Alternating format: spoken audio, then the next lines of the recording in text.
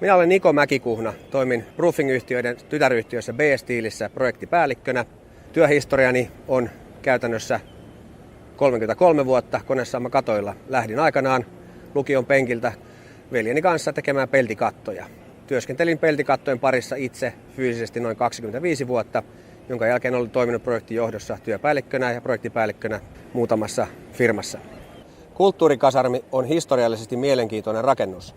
Nykyinen kulttuurikasarmin rakennus toimi 1918 kansalaissodassa huoltorakennuksena. Myöhemmin koitti rakennuksen pitkä palvelusaika linja-autoasemana. Olen pitkän urani aikana tehnyt vastaavia kohteita useita, jopa kymmeniä ellei satoja.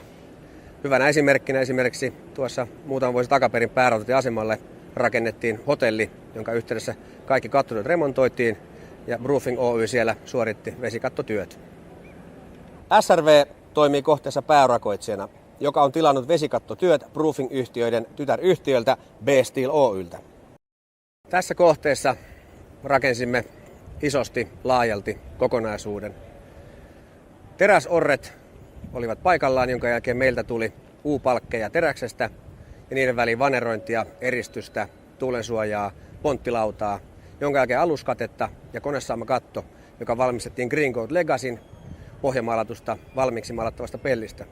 Katto maalataan heti työsuoritteen valmistettua.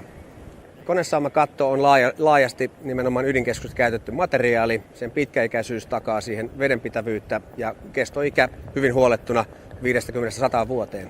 Varsinaiset U-orret, mitkä asensimme tuonne, tilasimme Ruukki-konsernilta mittatilaustyönä.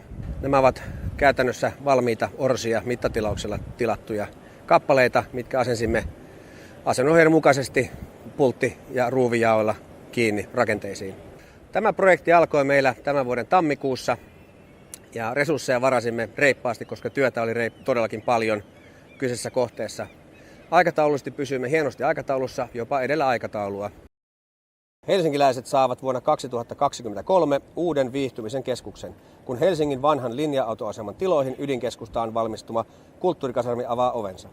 Yhdessä arkkitehtuurisesti merkittävän ympäristön kanssa kulttuurikasarmi herättää Lasipalatsin aukion ja koko korttelin eloon uudella elokuvateatterikokonaisuudellaan. Ravintoloilla, paviljongeilla, tapahtumatilalla ja tapahtumalavalla.